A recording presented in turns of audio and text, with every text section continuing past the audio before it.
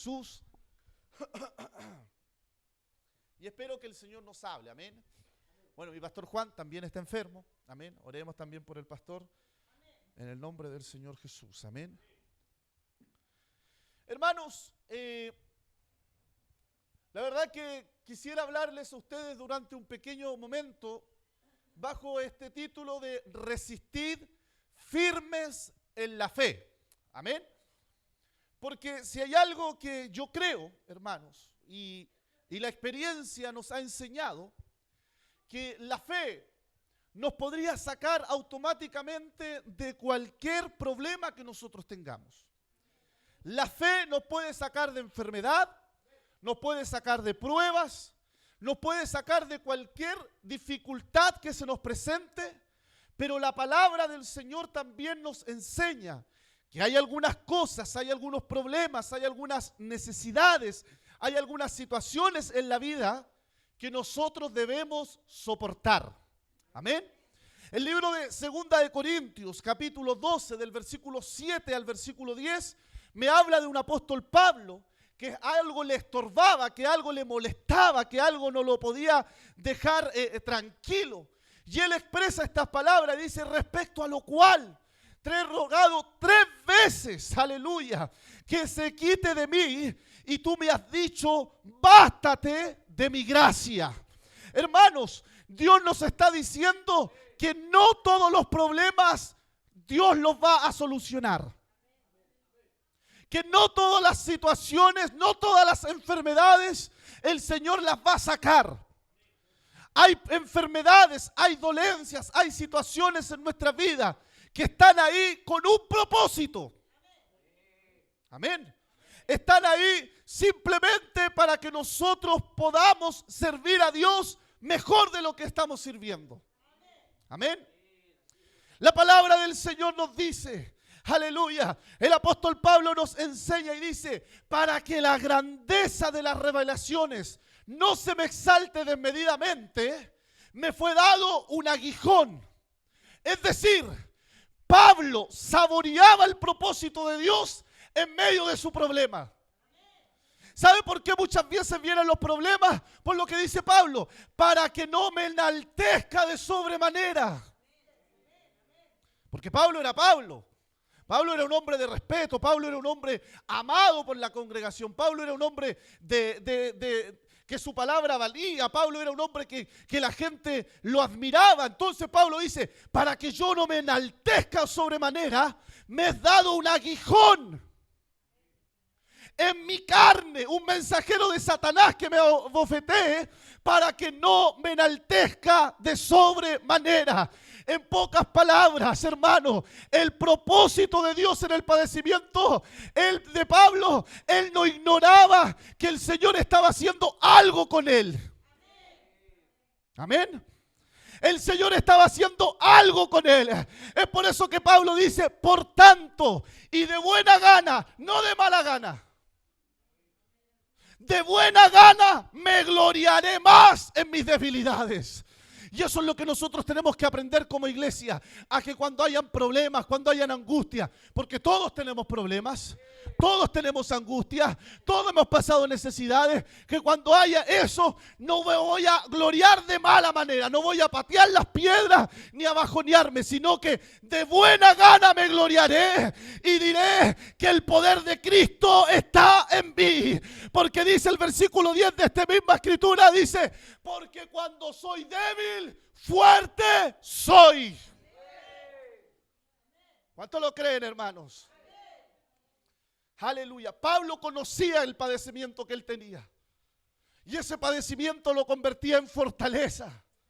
Es por eso que Pablo en Romanos capítulo 8, versículo 28, un texto conocido por todos nosotros, dice que sabemos que a los que aman a Dios, todas las cosas le ayudan. Esto es, a los que conforme su propósito son llamados. Eso, hermano, lo que parecía un mal para él, le ayudó para su alma. Lo que mucha gente decía: pero ¿cómo Dios no lo sana? ¿Pero cómo Dios no lo liberta? ¿Pero cómo Dios no le da una vista nueva? Pablo decía: yo me voy a gloriar en ese problema, para que mi corazón no se enaltezca. Porque hay algo que el hombre tiene: el hombre se enaltece fácilmente.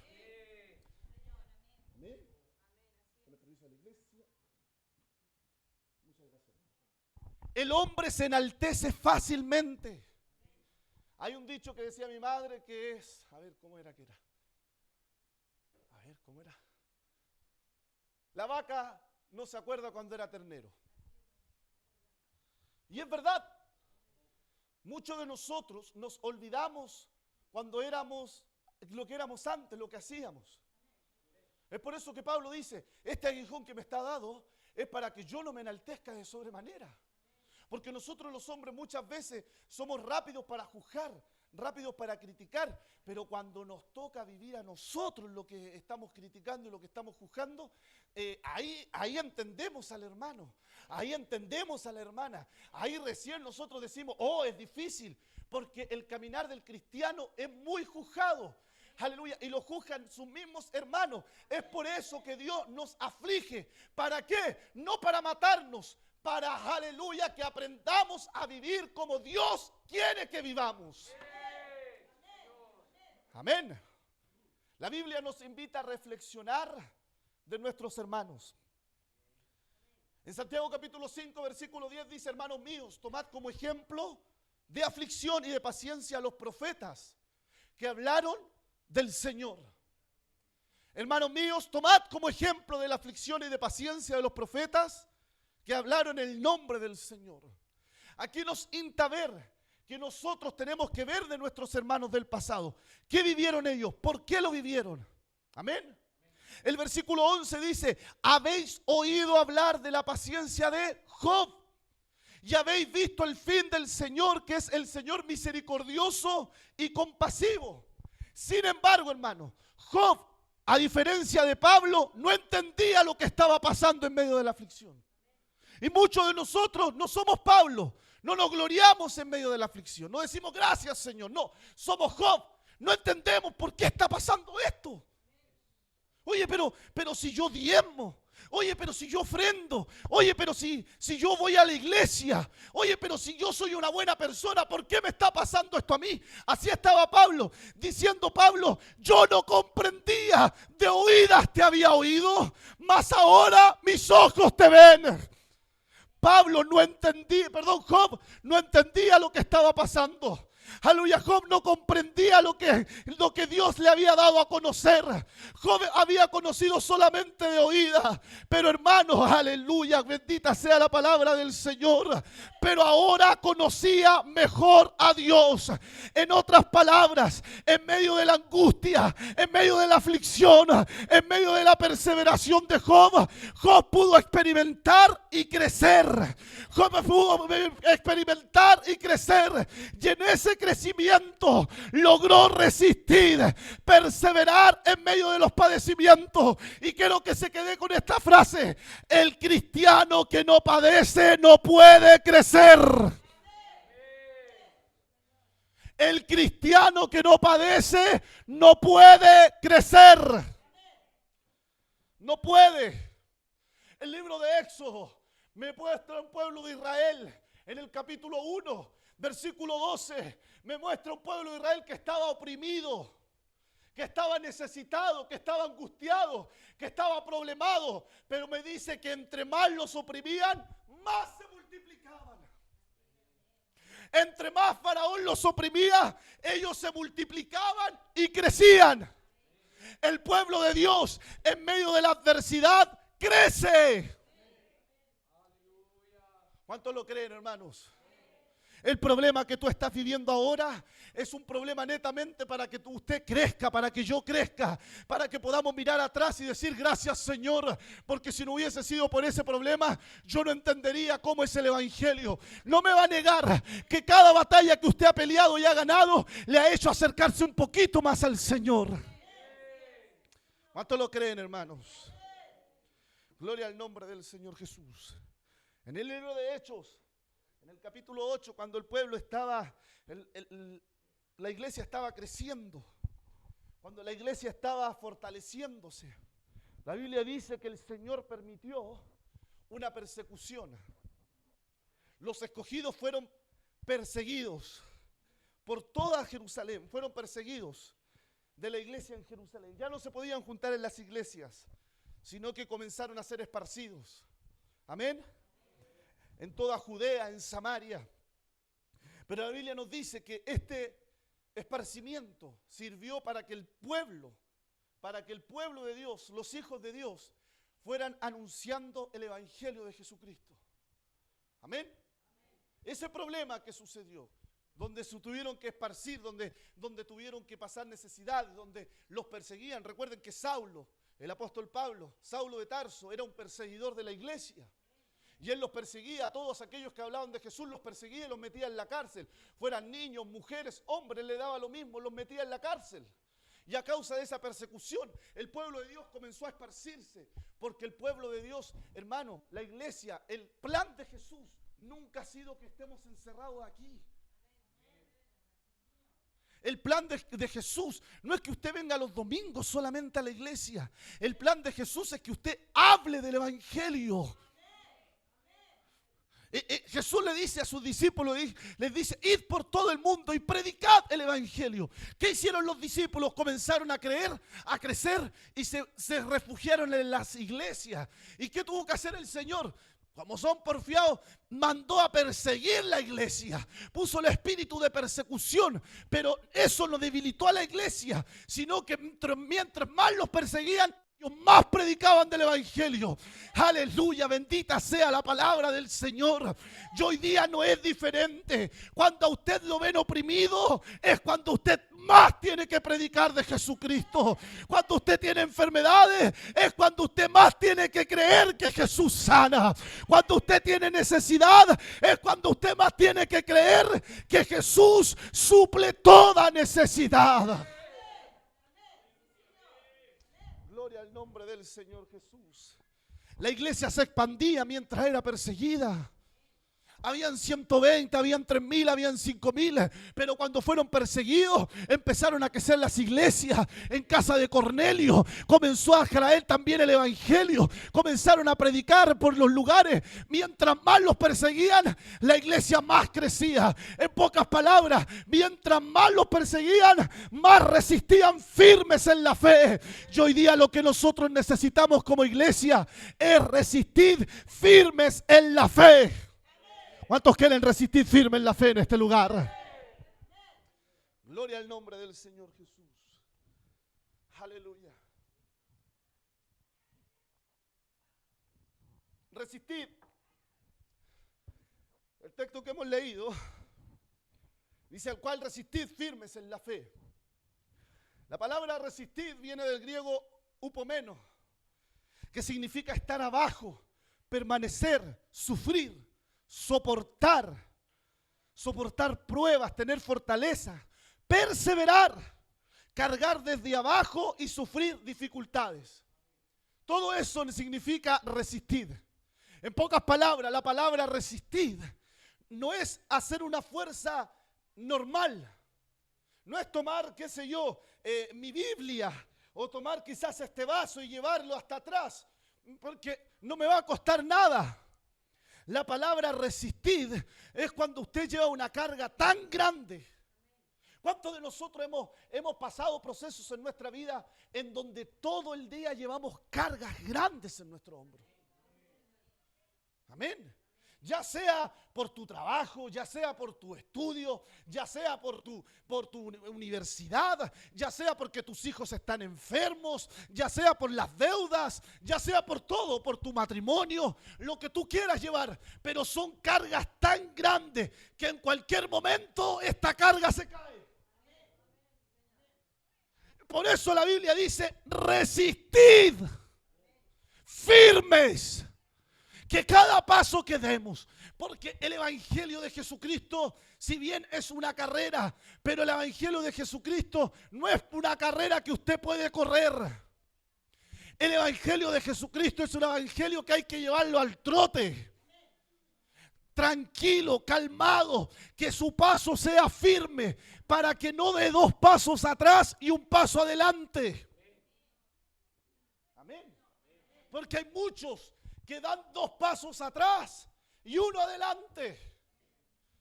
Sirven a Dios una vez y luego vuelven atrás. Y después vuelven y al final lo único que hacen es marcar el paso. ¿Por qué? Porque están tan atribulados, están tan cargados, están tan necesitados que no pueden seguir avanzando. Gloria al nombre del Señor Jesús. Debemos perseverar en la fe. Y la palabra fe, o el término fe, el término la fe, debemos separarlo en dos cosas. La primera es fe en Dios. Todos nosotros creemos en Dios. Amén. En cambio, en términos la fe, cuando dice al cual resistid firmes en la fe, no habla de la creencia en Dios. Cuando dice resistid firme en la fe, es en la doctrina. Amén. Aleluya. Segunda de Juan capítulo 1, claro, y 9 nos menciona la doctrina de Cristo. La fe en Dios es la convicción de que hay un Dios. La veracidad de que hay un Dios. La seguridad de creer. Eso es la fe en Dios. Fe en Dios. Pero en la fe es la doctrina que va de la mano claramente. No podemos creer en Dios y no tener la doctrina. Porque el que se acerca a Dios, crea que le hay. Amén. Pero hay muchos que tienen fe en Dios, pero no están en la doctrina. Y es por eso que hay gente que no aguanta, que se va de la iglesia, que no puede. ¿Por qué? Porque creen en Dios grande, creen que existe un Dios, pero no soportan la doctrina, no pueden ser cristianos, porque ser cristiano no es fácil. Que usted esté aquí ahora es un acto de valentía. Ser cristiano no es fácil. No todo el mundo es cristiano. El verdadero cristiano, el que sigue a Jesucristo, el que perdona a su hermano, el que pone la otra mejilla, el que aguanta que lo calumnien, el tonto, ese es el cristiano. Y no todos son cristianos. Es más fácil ser orgulloso. Es más fácil tener orgullo, es más fácil ser una persona que no perdona, que si me la hiciste una vez me la vaya a pagar. Es más fácil criticar, es más fácil juzgar. Todo lo anticristiano es más fácil ser eso. Y la iglesia está llena de anticristianos. La iglesia está llena de personas que no están en la fe, solamente tienen fe en Dios. No sé si me entienden. Pero los que somos cristianos, ¿cuántos cristianos hay en este lugar? ¿Cuántos estamos en la fe de Dios?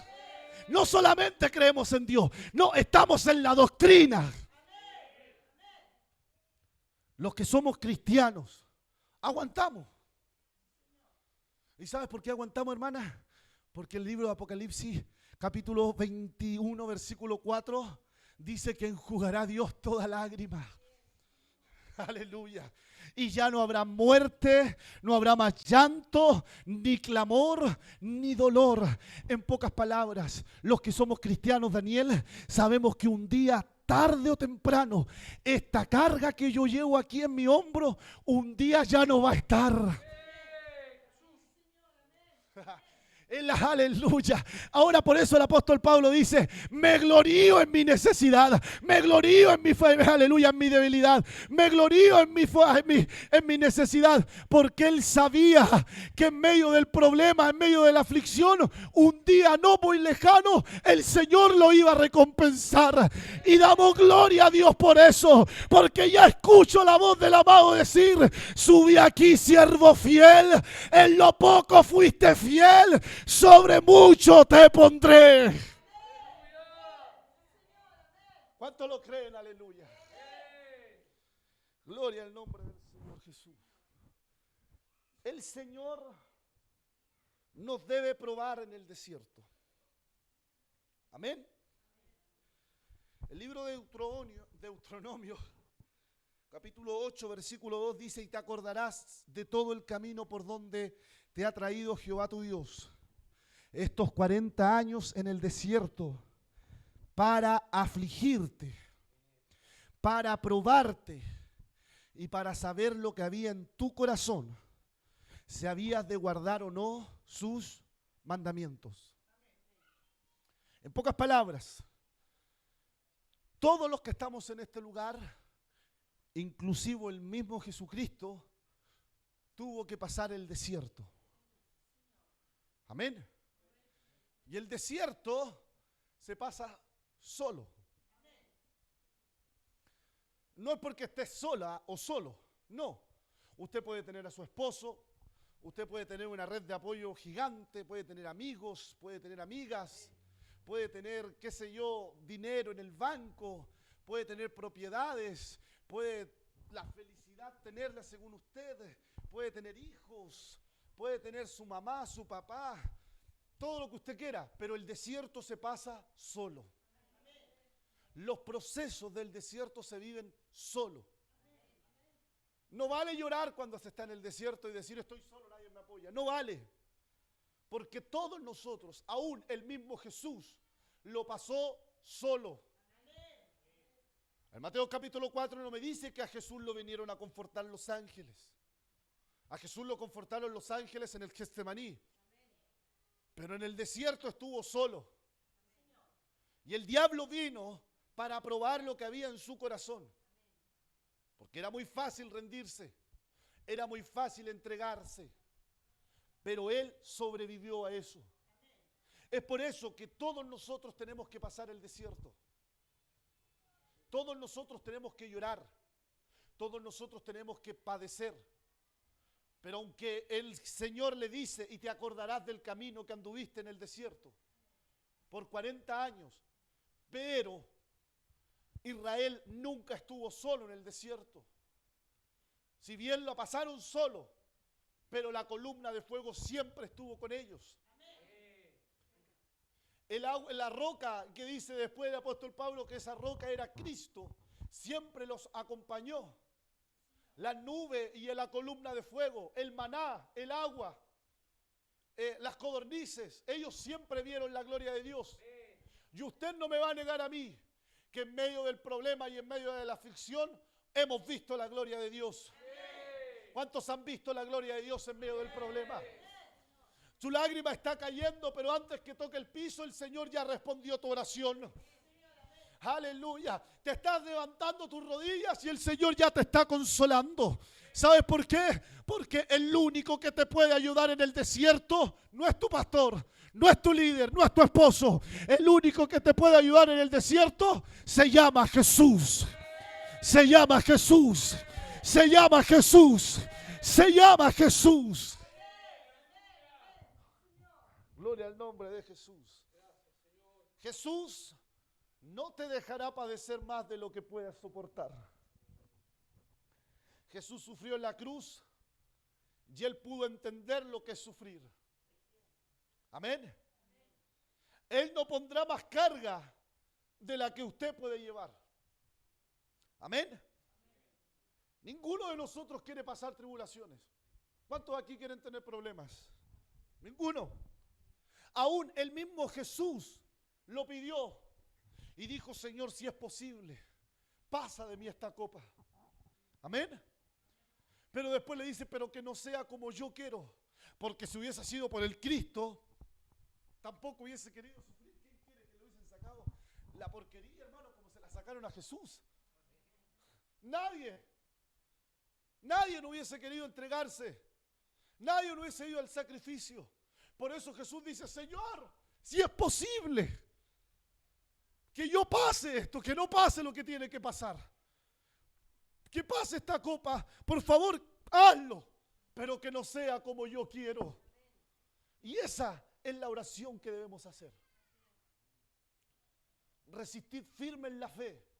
Y cuando tengamos problemas, cuando tengamos angustia, cuando vea que todo está mal, usted dígale, Señor, que no sea como yo quiero. Señor, que sea como tú quieras. Porque es necesario, hermano, que la voluntad de Dios se cumpla siempre en nuestra vida. ¿Cuántos de los que estamos en este lugar queremos aprender de los problemas? ¿Sabe? Hay muchos problemas, hay muchas enfermedades. No solamente la enfermedad que anda ahora en los aires que está atacando a nuestros hijos, sino que hay enfermedades que arrastramos por siempre. Depresiones, angustias. hermano, cansancio. Y eso es normal. Pero lo que debemos hacer es resistir firmes en la fe. Porque más tarde que temprano, ¿verdad? Más temprano que tarde, el Señor nos escuchará. Hermano, el Señor nos escucha. Yo creo en un Dios que me escucha. Yo creo en un Dios que levanta. Yo creo en un Dios que me he mirado para atrás y todo lo que he pasado en mi vida, tanto lo bueno como lo malo, me hace ser la persona que soy hoy día. Usted se mira para atrás y no tiene el mismo pensamiento hace 10 años atrás. No habla de la misma manera, no piensa de la misma manera. Los golpes le han enseñado, las cicatrices le han dicho que usted ha ganado batallas. Eso quiere decir algo, que por muy grande que sea la batalla, el Señor nos dará la victoria. ¿Cuántos creen que Jesús nos dará la victoria? Aleluya. Ebenecer, hasta aquí nos ha ayudado el Señor. Yo le voy a invitar a ponerse en pie en el nombre de Jesús.